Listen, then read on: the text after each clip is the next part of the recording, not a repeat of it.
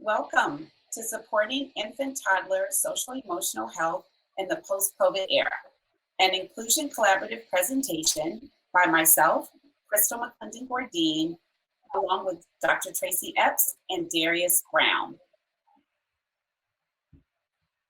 I'd like to introduce myself a little bit more. Again, my name is Crystal, and I've been in early education for more than 25 years, serving in various roles from university professor, family child care provider, coach, mentor, trainer, and facilitator. I'm also really pleased to be here with my co-presenters, Tracy Epps and Darius. Now I'd like for Tracy to introduce herself. Hello, I'm Tracy Epps. I am a psychologist, infant parent mental health therapist. I'm birth to 6 Montessori trained, former Army research psychologist and master resilience trainer and education specialist.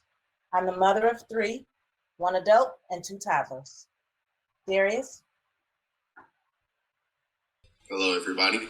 My name is Darius Brown. I am a homeless family advocate. I've been a coordinator for homeless education programs in Santa Clara County, as well as Monterey County. And I currently work in the city of San Jose in the housing department, creating housing partnerships for families experiencing homelessness. So we're really happy that you joined us today. We're excited to share with you a few things that are really near and dear to our heart in our professional work. So today you can expect to get a better understanding of infant and toddler early childhood mental health, understand the role of early childhood programs, family partnerships, and community organizations in supporting children not only experiencing homelessness, but with application to other special needs populations as well. One of the key areas we want to review with you today is the McKinney-Vento Homelessness Act and ways that we can develop strategies not only in our roles as early education providers, but also in community partnerships to support children and families experiencing homelessness. So when we think about the social emotional health of infants and toddlers, we think it's really important to start with the basic understanding of what is mental health for infants and toddlers. So I'm going to turn it over to my co-presenter, Tracy Epps. The organization 0 to 3 defines infant toddler mental health as infant early childhood mental health is the developing capacity of the child from birth to 5 years of age to form close relationships, manage and express emotions, and explore the environment and learn. So according to the 0 to 3 definition, it has 3 components. The first is to develop relationships. The second is the ability to manage emotions. And the third is the degree of comfort children feel when they are allowed to explore their environment to learn. Mental health, therefore, includes our emotional, psychological, and social well-being. It affects how we think, feel, and act. It also helps determine how we handle stress, how we relate to others, and how we make decisions. The degree of a child's resilience, his or her ability to recover after stressful or traumatic experiences, is related to a child's vulnerability to mental health issues. For example, a child's temperament can range from easy to difficult to slow to warm up. This temperament has both biological and experiential basis, so it's the whole nature-nurture debate. In my capacity as a family child care provider and an infant early childhood parent mental health therapist, I work with a variety of parents and families over the years. I'd like to share my assessment of 2 children, both adopted into stable families, who I affectionately call Grinny and Grumpy. I want to relate their temperaments to the 0 to 3 mental health definition. Grinny is easy, slow to warm up. She has a positive mood. She wakes smiling, has regular sleeping and eating habits. This child is a mellow and low-key, even-keeled child. She's very observant in new situations, however, and doesn't plunge right in. With relationships, she's slow to warm up. She takes her time to assess the situation and the person. But once she connects to you It's a very deep connection.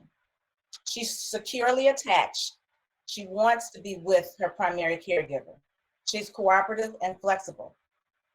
Emotionally, she's able to manage her emotions well, and you can recognize very clear states when she's happy, sad, or angry.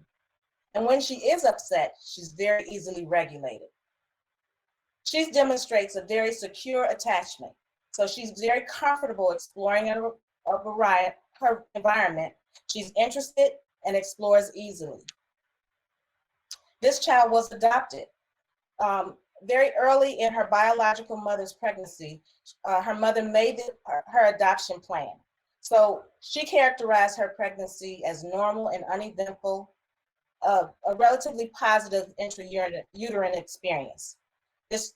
So when she was adopted into a stable environment, those kind of in utero experiences transferred into that home setting. Grumpy, however, is a bit of a more complex child. She vacillates between easy and difficult. She has very wide mood swings.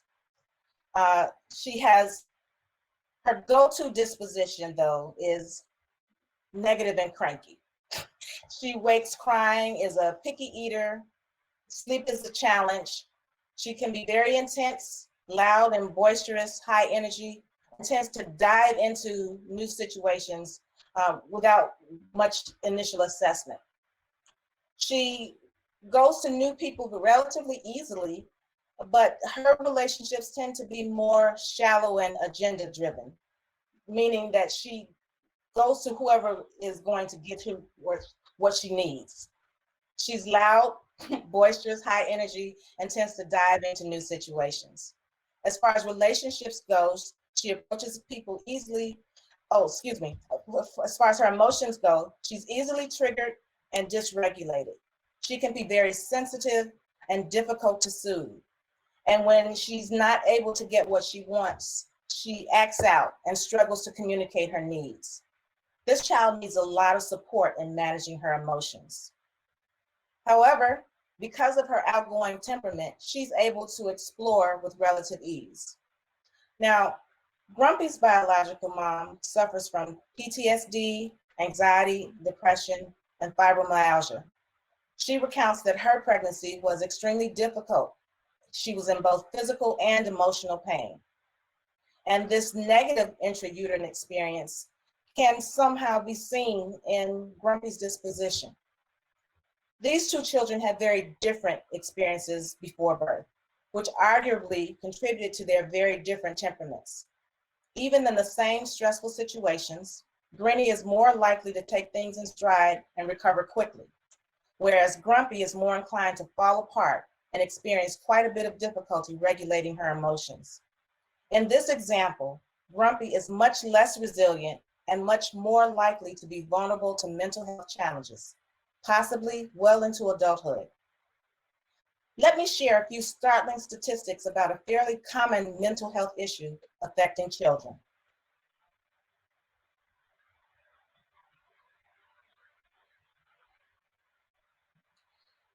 ADHD is a mental illness that affects the way one acts and focuses. It's been estimated that more than 6 million children between the ages of 2 to 17 have been diagnosed with ADHD.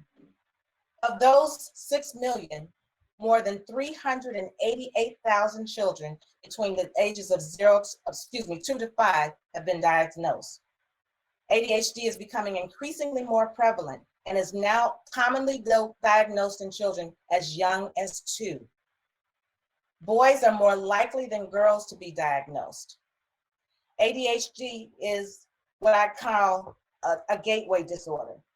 As many as 60% of children diagnosed with ADHD experience other mental health issues or trauma as well, including behavior or conduct problems, exposure to the environmental toxins or maternal drug use, anxiety, depression, chronic stress, often due to physical or emotional abuse, domestic violence, caregiver depression, poverty, or homelessness. Children experiencing mental health issues can actually experience a disruption in brain development, which can negatively impact learning, behavior, and physical health. Mental health issues in children can ultimately cause physical health issues as well.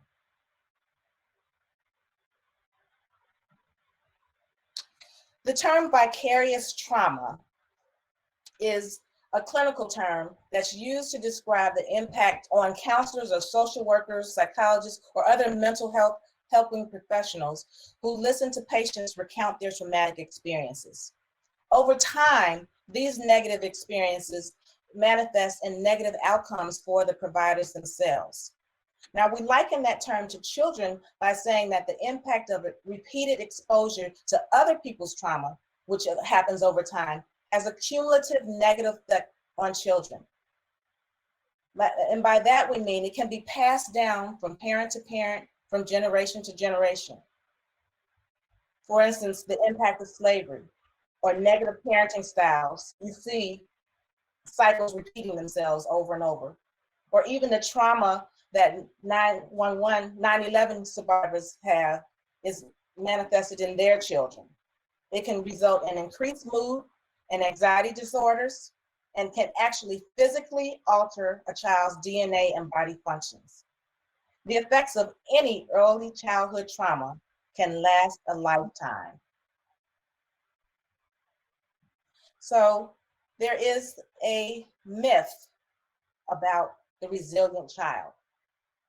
Just because a child looks okay or doesn't complain of being afraid, it doesn't mean that he is unaffected or can easily recuperate from a traumatic experience. Trauma can seriously disrupt very important aspects of a child's development before the age of 3. And these may include the way that they are able to bond to their parents or significant caregivers, as well as the foundational development in language development, movement and mobility, physical and social skills, as well as the way that they manage their emotions. Childhood trauma can even be related to the occurrence of disease in adulthood. So contrary to popular belief, children's mental health is extremely fragile because of its ability to disrupt the child's foundational development. Let me talk a little bit about how trauma affects babies and toddlers. The behaviors that you might commonly see are children that seem sad or tired, rejected. They have limited interest in things, have very strong reactions to sound, touch, sleep or eating problems. You might observe self-stimulating behaviors like rocking or head banging, or even attention seeking from adults that they don't even know. These children can also be aggressive or hostile, often without provocation. They're unable to comfort themselves or will not allow an adult to comfort them even when they are hurt. Often these children present as being very fearful or on guard all the time. Now, Crystal, I'll invite you to share your ideas about how COVID, for example, has potentially impacted the mental health of infants and toddlers. Tracy. So one of the key areas that we wanted to bring about in this presentation are how can we think about the impacts of COVID-19 as well as other pandemics, social injustices in the world right now, and that are occurring at tremendous rates and are creating a lot of sense of uncertainty and can be felt by many to be very stressful and challenging. And we want to hear from you. Your participation in this conference presentation is so very valuable, and we want to learn from you. And so we know that children are experiencing the disquiet that everything around us is really contributing to. So if you'd be so kind, let's think together for a moment about how are the factors related to the COVID-19 pandemic and other societal ills contributing to the social emotional health of infants and toddlers in particular. So if you just take a moment and share in the chat box, in a couple of seconds, Darius will read for us some of the chat box responses.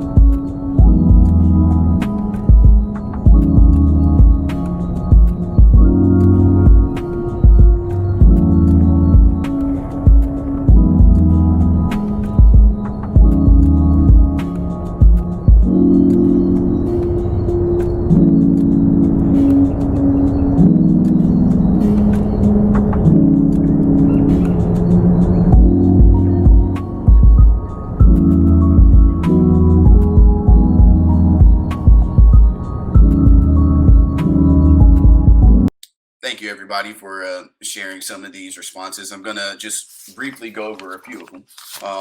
Something that's coming up is safety protocols. When we're thinking about COVID-19 and we're thinking about distance learning, remote learning, we have to really pay attention to how that's impacting infants and toddlers, especially as they matriculate. So that is a great point to bring up.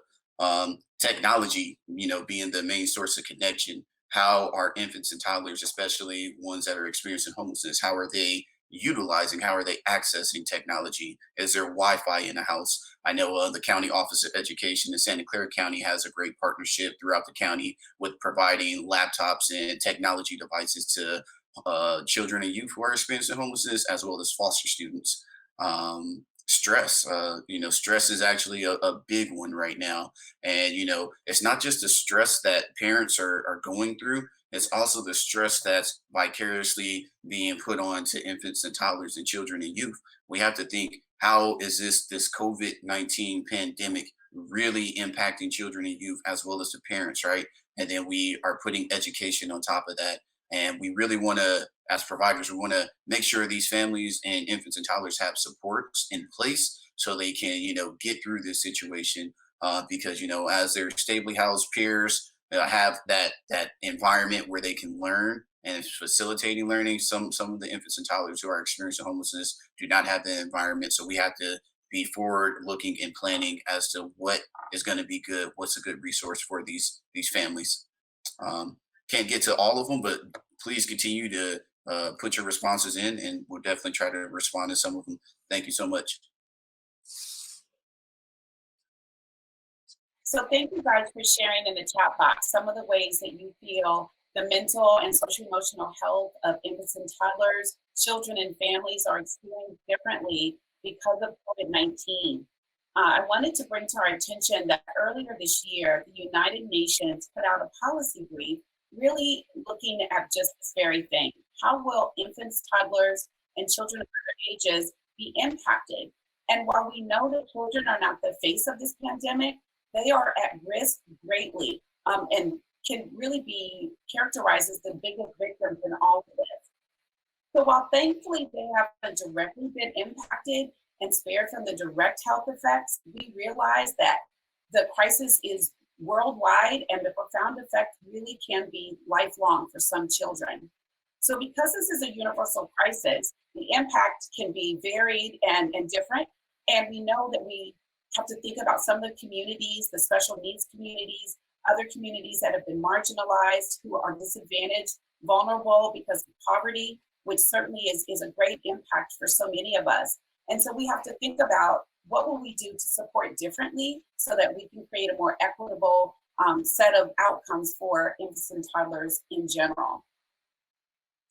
So one of the resources that we wanted to draw on for this presentation is a publication that came out in 2019 by the California Department of Early Learning and Care Division, and they collaborated with WestEd and the Schoolhouse Connection to publish this book entitled Responsive Early Education for Young Children and Families Experiencing Homelessness.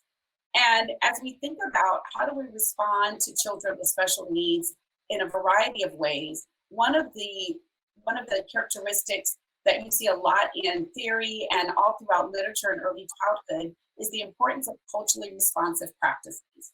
And so a few points that I wanted to bring about is that in this book that is full of authentic stories, vignettes, written for the early childhood educator, the families, the community agencies, as well as administrators, that we really want to lift up that the intentionality is to provide a set of resources and factual information, because we know that the awareness around this special needs population is limited, and that there are certain mindsets that actually need to shift so that we can embrace all the complexity of the experiences of children who have residential instability.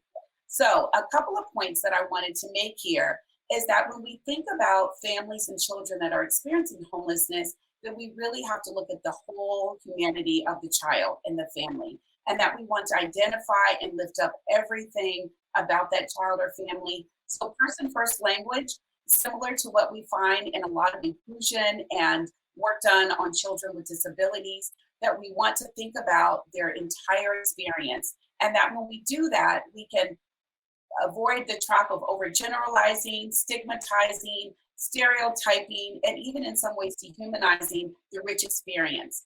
Another thing about thinking about how words are so powerful and that they matter is that when we think about embracing that we all have many common experiences and that some of these experiences are different in the way that we may or may not have adequate nighttime residency, that we really then can enter into a way of coming up with solutions, because we see that there is a little bit of sameness in all of us. And in these ways, we seek to empower families and children as opposed to othering them and avoid and limit their sense of belonging and inclusion. So it's not only necessary for us to be trauma sensitive and trauma informed, but trauma responsive. So if you haven't checked out this resource, we're going to be providing it for you, a link to how you can get it. And thankfully, it's available online for free. And if you're an early childhood educator or a coach or someone else supporting early childhood programs, you'll be glad to know that it's free and it's accessible at any time. So as you all are already aware, one of the populations that we wanted to focus on for today are children and families experiencing homelessness, or what is now called residential instability or housing insecurity. So I wanted to share a couple of facts and then share a little bit of a story. We're going to actually share a couple of stories so that you can get a little bit more of an insight into what it's like to be in a transitory situation. So as you see on the screen, more than 3 million students across the country are housing insecure or have those conditions. And unfortunately, 1 million of these children are infant toddlers. Now, this set of data actually comes from 2017. So imagine what the sheer number might be now with all of the pandemic impacts and effects that are rippling through our entire country and system. So this set of publication that I just mentioned earlier is needed now more than ever. Ways that we can create inclusive, safe, and regulated, consistent caregiving and nurturing environments is needed now more than ever. So in just a moment, Darius is going to share a video that came from the photographer from the publication. Her name is Diane Nealon. She came to California to take photographs and create a small video called Littlest Nomads. And before we start the video, I just want you to think for just a moment. If you're living in California and watching this video, unfortunately, 1 out of every 12 children under the age of 6 are experiencing residential instability. And these statistics alone should give us pause. So when you watch this video, I want you to just consider your role and your position as it relates to children and families in our communities.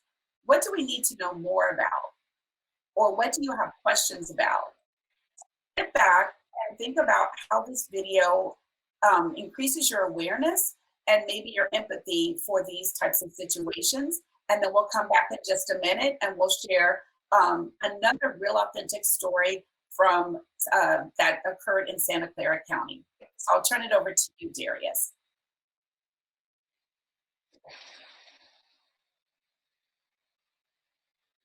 Thank you, Crystal.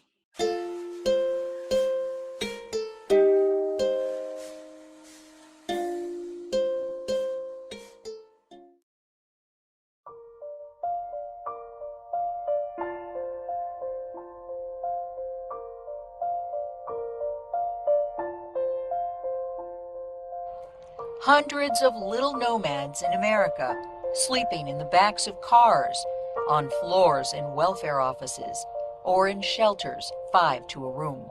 What would it mean to spend your childhood drifting from one strange bed to another, waking in the morning to try and figure out where you'd landed today without those things that confer security and happiness? A picture on the wall, a certain slant of light through a curtained window. "Give me your tired, your poor," it says on the base of the Statue of Liberty to welcome foreigners.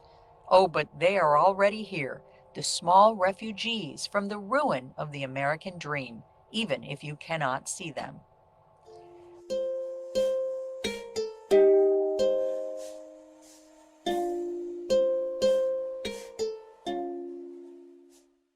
Scattered like seeds strewn across the land, millions of Americans, hidden in crevices of small towns, rural communities, and megacities, adrift and destitute.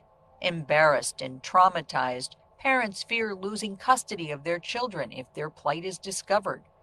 To avoid being noticed, they bounce from friend to relative to cheap motels, shelters, campgrounds, cars, and streets.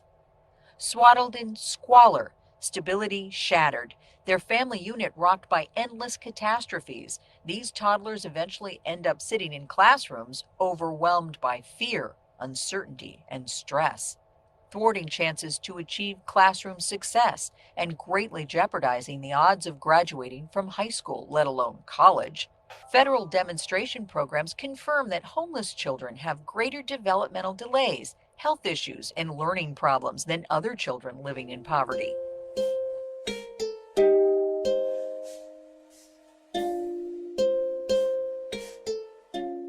Lifting littlest nomads from their obscurity into the consciousness of America is the first step in restoring their American dream.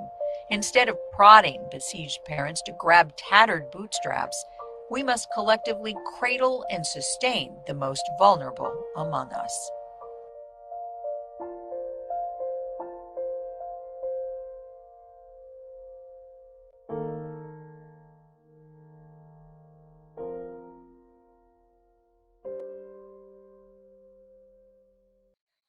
I hope that being able to get that small glimpse of the world of some families and children that are experiencing residential instability or housing insecurity gives you a little bit more insight and begins to build empathy, which we know is the pathway to leading to more equitable approaches.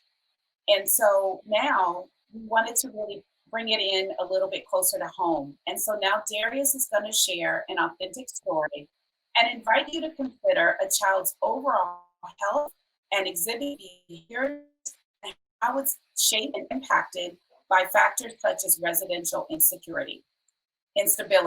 So I'm going to turn it back over to Darius, and then we'll get a chance to process the information a little bit with Tracy.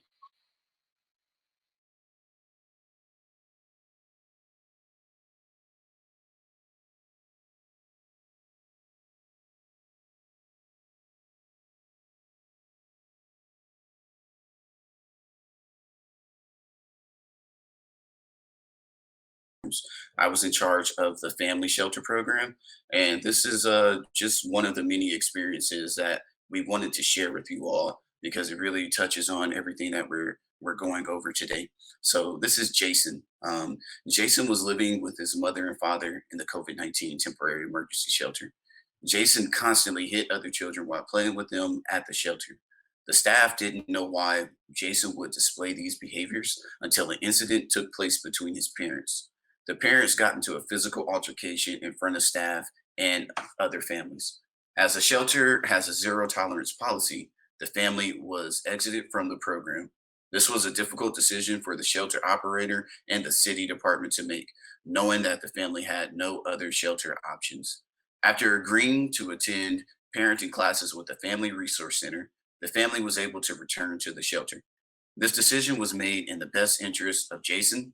Program staff did not want him to leave the program and potentially be in a dangerous situation with his parents.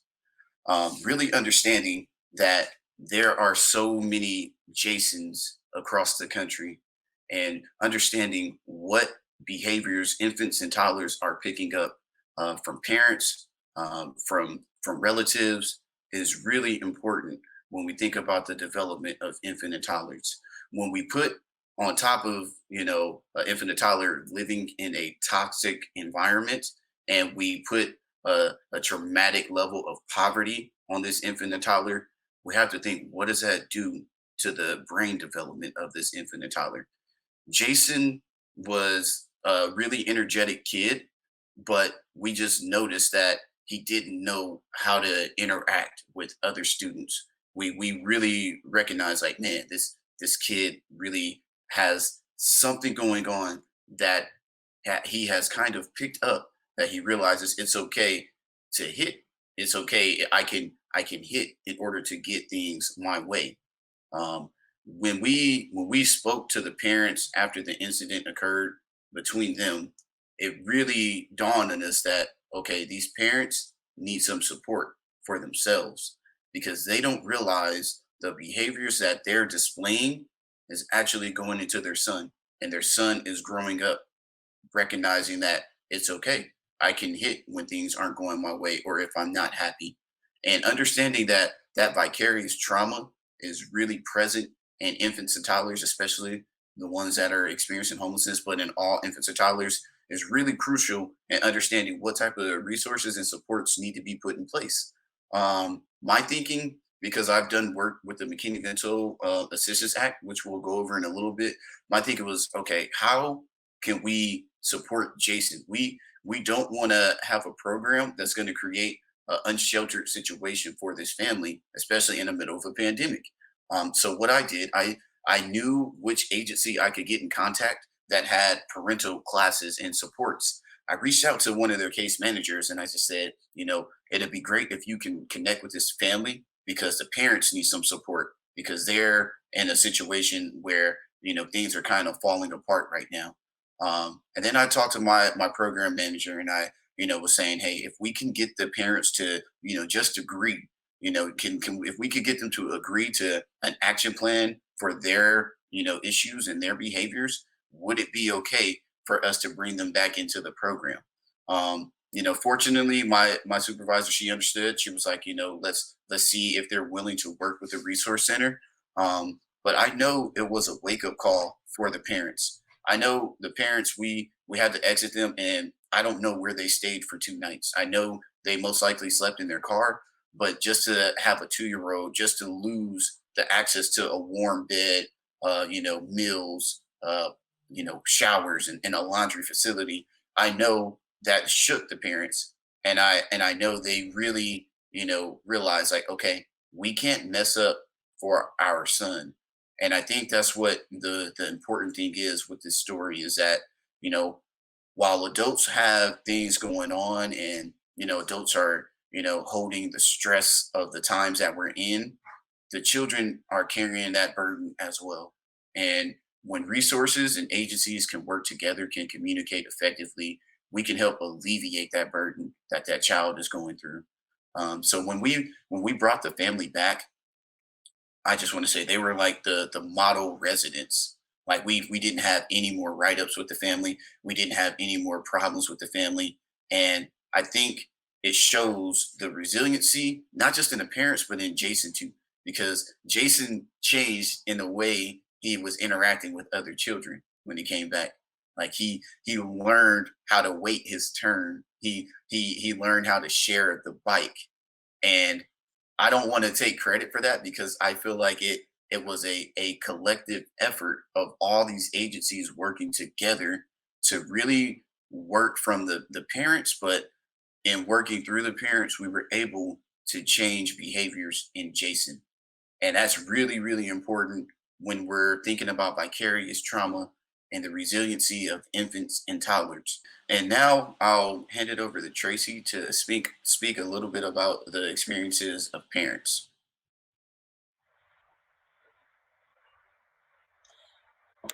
Thank you for that, Darius. When I hear the story of Jason, I am just blown away by all the examples of what we've been talking about that are exhibited in that story. You mentioned the impact of vicarious trauma. We saw some of the behaviors that will let providers know to recognize when a child is experiencing trauma, the unprovoked violence, and we need to consider what parents can do to help their child to develop and foster positive mental health. Remember that there are 3 components to mental health: the capacity to form deep relationships, the ability to manage emotions, and the ability to attach to a warm and loving caregiver and freely explore the environment so that you can learn. Parents can help to create these conditions for their children by establishing clear standards of conduct. by giving them firm control and ample warmth at the same time. Parents have to realize that over time, their children's developmental needs change, and so the way that they parent them has to change as well. And recognize that children are different. The way that you parent one child may be very different than the way that you parent another. Your relationship with your child is in fact impacted by the child's own behavior. So parents need to be consistent. Later in our presentation, I'll share ways providers can support infant and early childhood mental health. Right now, let's take a look at what contexts can help to reduce or temper the child's experience of trauma. For example, the kind of childcare environment that an infant or toddler is in will also impact how trauma is realized. Teachers may see a child acting out what behaviors are happening in their home environment. It's important to take a look at the interaction between peers and the extent to which a family is stable and has a good social economic status. That also impacts the effects of trauma. Where they live, their parents' marital status, and the social conditions that we live in as well. The way that children were raised 50 years ago is very different than how they're raised today. And the experiences of children is very different. So that also has to be taken into effect. Overall, what we want to do is make sure that all of the decisions that we make are done so in light of what's best for children. I'm going to hand it over to Darius now, and he'll tell you more about programs that are available to help our most vulnerable children. Thank you, Tracy. So before I get started with the McKinney-Vento Homeless Assistance Act, I just want to let you guys know that this act is a federal law that was passed in 1987. This law has been around for more than 30 years, and a lot of educators and service providers still don't know that this law exists. So this is a tool that we must learn and we must utilize in order to serve infants and toddlers who are experiencing homelessness. In 2018, 21% of all children and youth lived in a household below the federal poverty level. So this is extremely important to know that our families, especially our large families, if their economic situation is below the federal poverty level, they will more likely than not be closer to living in a situation of experiencing homelessness, which is motels and living doubled up. When we look at infants and toddlers, it's important to understand that over 40% of children who are homeless are under the age of 5. And if we look at California, nearly 1 in 4 children under the age of 5 lived in a household that was below the federal poverty level. And we know how expensive our state is just to survive and to live. And then in regards to Santa Clara County, in the school year of 2018, Santa Clara County enrolled over 4,500 students experiencing homelessness. So the McKinney-Vento Homeless Assistance Act, this law is extremely important in order to serve our students, serve our infants and toddlers. And in 2016, there was a reauthorization that was passed, and it's known as the Every Student Succeeds Act. And with this reauthorization, it included children from birth to ages 22 and being protected by this law. So that means Head Start and early Head Start programs have to follow the same mandates of this law as all other schools. And then we will go to the next slide, go a little bit more into McKinney-Vento. So understanding who's eligible. As you see, here is a list of the situations that families have to live in order to receive services at school districts. But it's extremely important to know what type of dwelling situation the family needs to live in. So school districts identify families through their registrar process and application. So the 4 dwelling types are temporary shelters, hotels and motels, temporarily doubled up, and temporarily unsheltered. But this also includes students with disabilities, and that's from the reauthorization in 2004 of the Individuals with Disabilities Education Act. So it's not just students that are experiencing homelessness, it's students who have disabilities that are also living in these situations. They too are eligible to receive McKinney-Vento services. All right, what are some of the provisions? So when we think of provisions for McKinney-Vento, McKinney-Vento is telling providers, is telling school districts that you are responsible for eliminating all barriers that students and youth experience homelessness face. And the three barriers that McKinney-Vento speaks to are enrolling in school. So parents need to understand their right to enroll in a school district or a Head Start or early Head Start program without documents if they do not have it.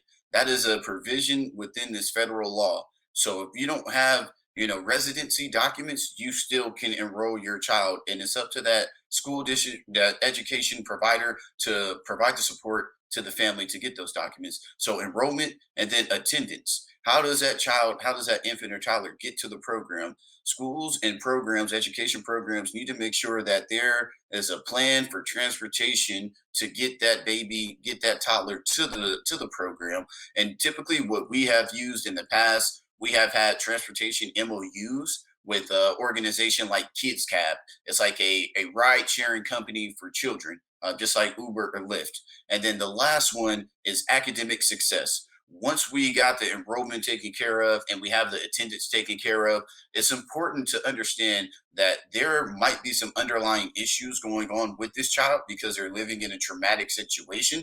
So how can we provide academic supports that will help that child matriculate and help that child learn? It might be hard for the child to learn the concepts because of the living situation that they're in. So making sure that you have the appropriate supports in place, or at least lined up for that infant and toddler, is definitely necessary. And it's a provision of the McKinney-Vento Assistance Act.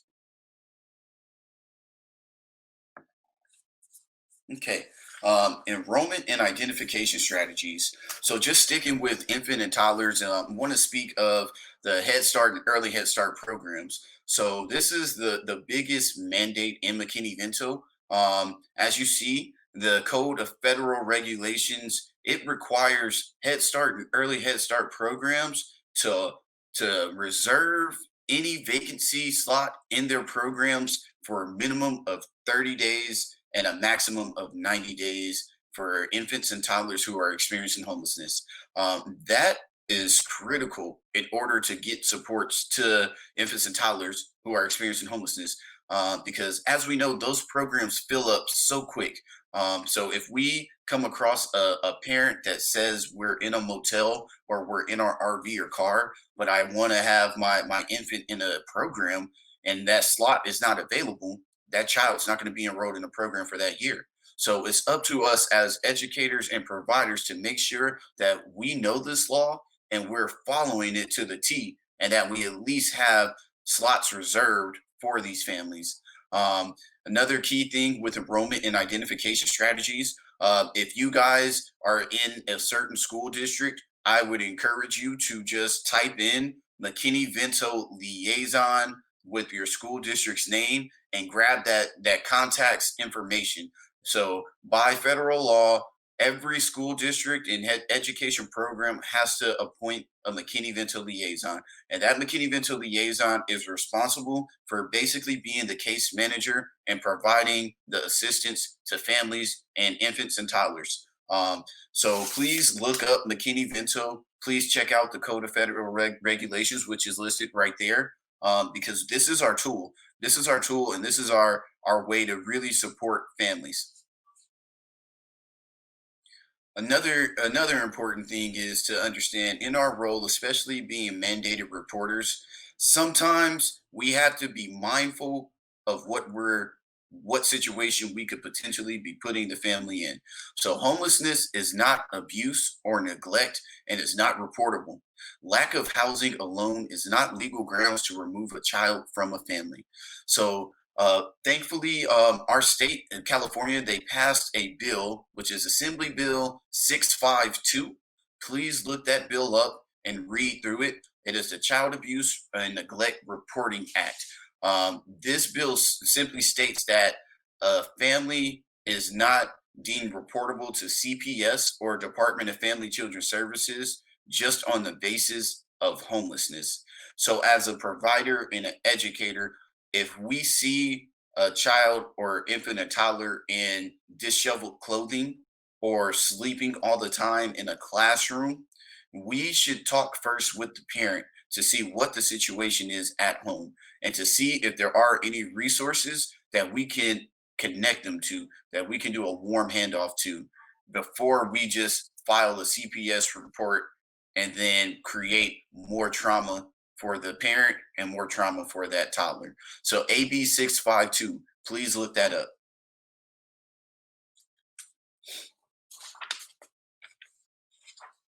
Okay. And then safety strategies. We definitely want to enroll infant and toddlers immediately because school is the safest place for children. We have to make sure that our our tool belts are filled with all the resources available in our areas. We want to make sure that families, when they come in, they have access points to agencies that can provide services that we may not have access to within our roles and jobs. Safety strategies are crucial in preventing additional trauma and dangerous situations that can occur when infants and toddlers experience homelessness. We want to have a clear understanding of the protections that families have under the McKinney-Vento Act, as well as a whole list of state laws and bills that have been passed. So please take the time to educate yourself and increase your tool belt so we may safely support infants and toddlers who are experiencing homelessness.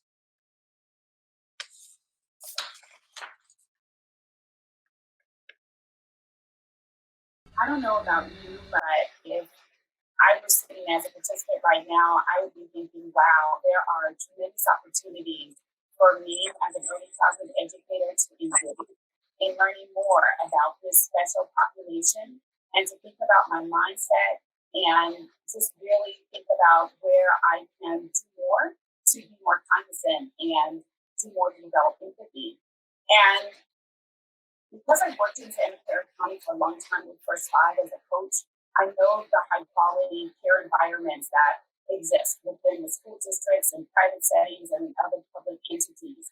And we know that high quality programs, as Tracy mentioned earlier, really have the promise and huge opportunity to not only support children and families who are experiencing homelessness, but are just best practices in general.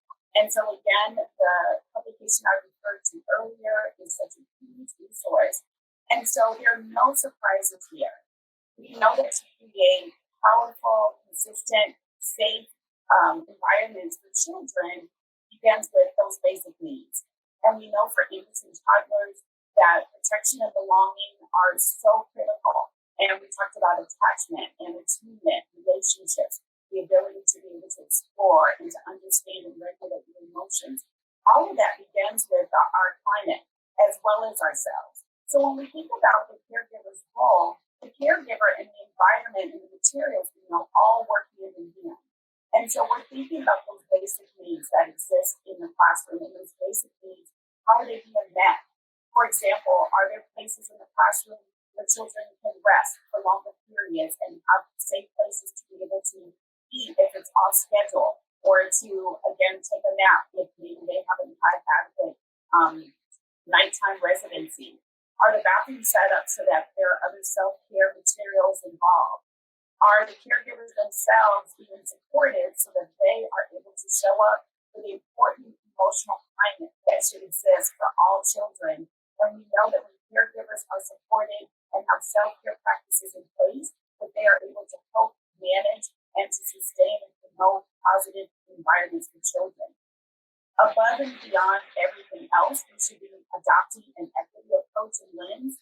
And I'm so excited that so many programs are really thinking differently about how they are shifting their mindset to really value the differences and placing importance on how is everybody's experience being lifted up and celebrated, and how are each individual child being empowered to be the very best that they are. And so when we think about our policies, our practices and procedures, We know they all go hand in hand. The policies drive the procedures, and the procedures guide the everyday practices of each one of us, no matter what your stakeholder role is.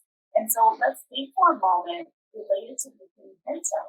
What are our opportunities to look at enrollment strategies, to look at attendance, way families are engaged in and outside of the classroom? What are our expectations? And are they indeed providing resources and additional supports as needed? And so when we think about equity, I just want us to reflect for a moment about where those gaps, where those opportunities, where we could provide some children and some families much more than what we're possibly doing right now. So activities. So we know in and outside classroom experiences are some of the most powerful ways that infant toddlers and even older children can have a greater self-regulation ability, resilience narratives, and learning opportunities. So on this slide, you see a few examples. And again, there's no surprises here. We know that we have visual representation so that children can learn and be able to adopt ways to express their big emotions and to know that they're totally validated, that providers are able to listen, be in attunement, and really validate and affirm all the different ways that children feel throughout the course of the day.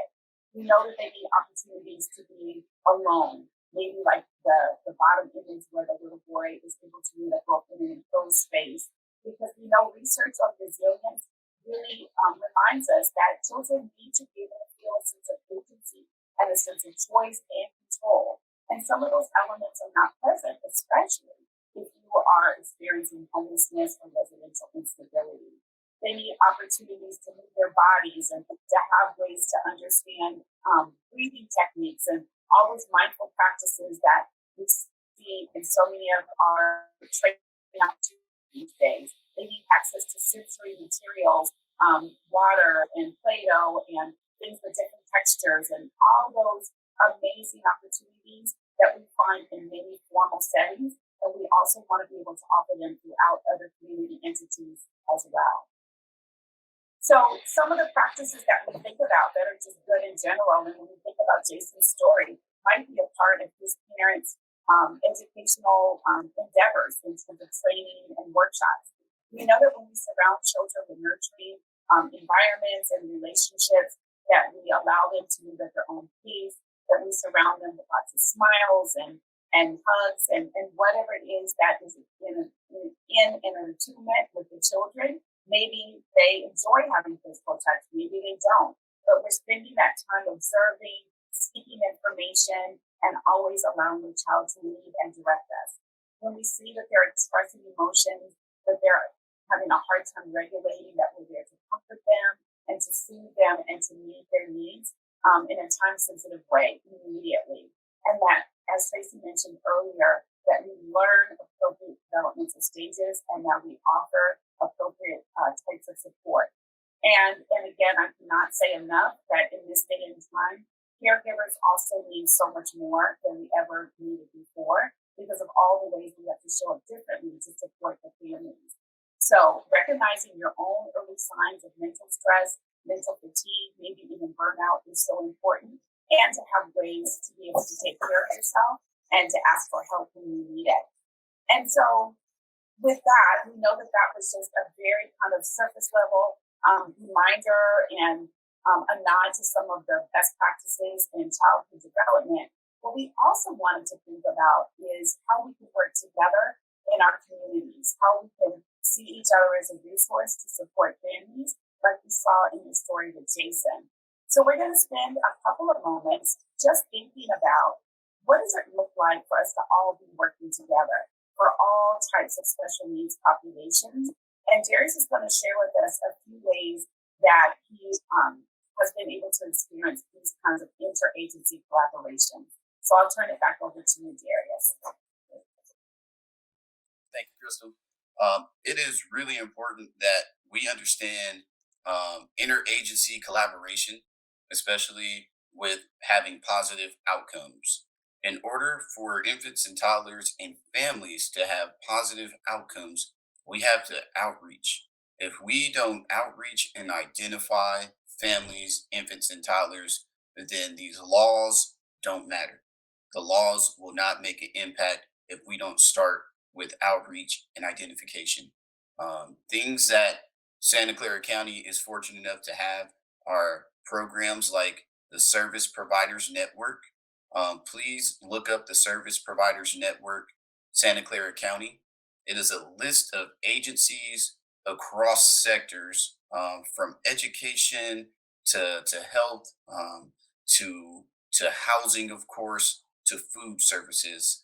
Um, this cohesive group collectively make sure that families, infants, and toddlers have access points. Access points are important.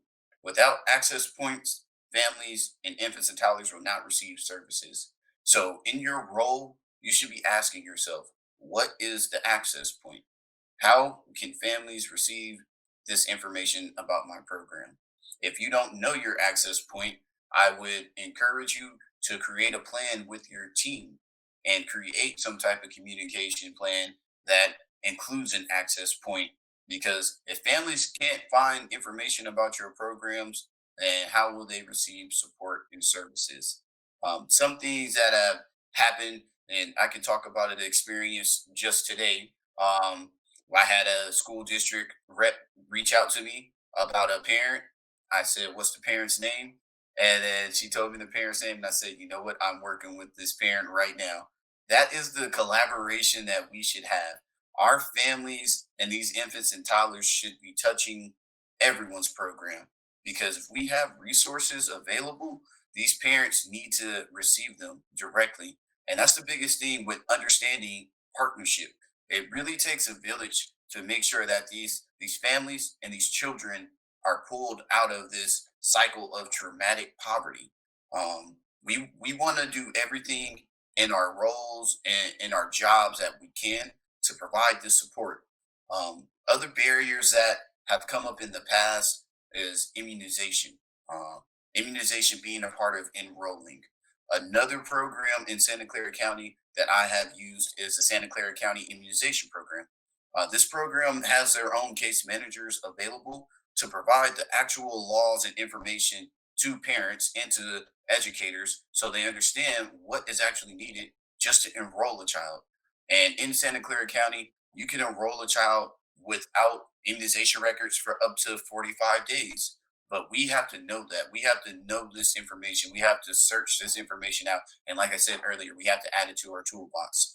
The McKinney-Vento Act, it says that we are supposed to remove all barriers. All barriers includes outreach and identification.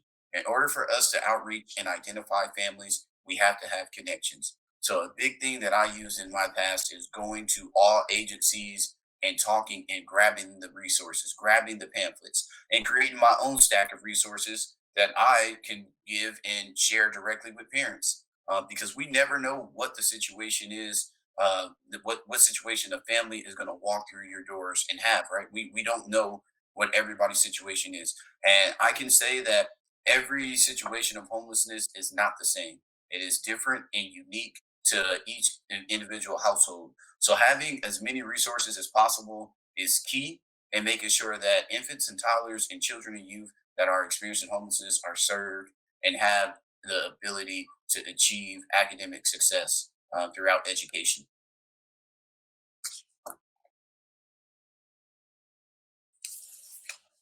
So, how will you use this information? What are your key takeaways from the information that we have presented today? Please take a moment to share some of your ideas in the chat box. We really want you all to give us this feedback, because this is the law that we have to pay for. We have to give it to you. You have to take this presentation away today and give it to your coworkers and people that you are interacting. And that's how we all collectively make an impact in the lives of infants and toddlers.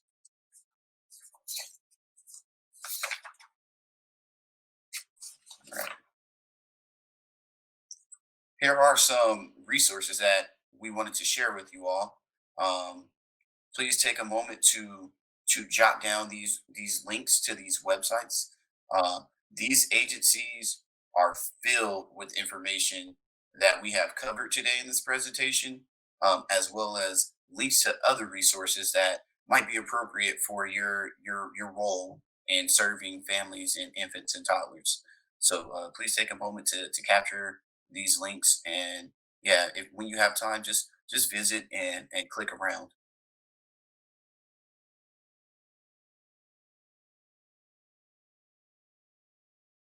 I want to give a moment for Tracy to also be able to say any final words.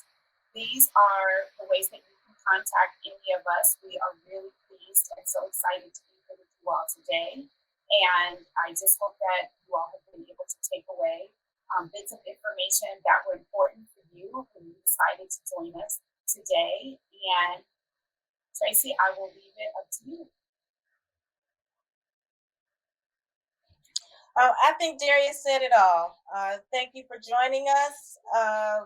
We hope that this presentation was useful and informative. Take care. Thank you.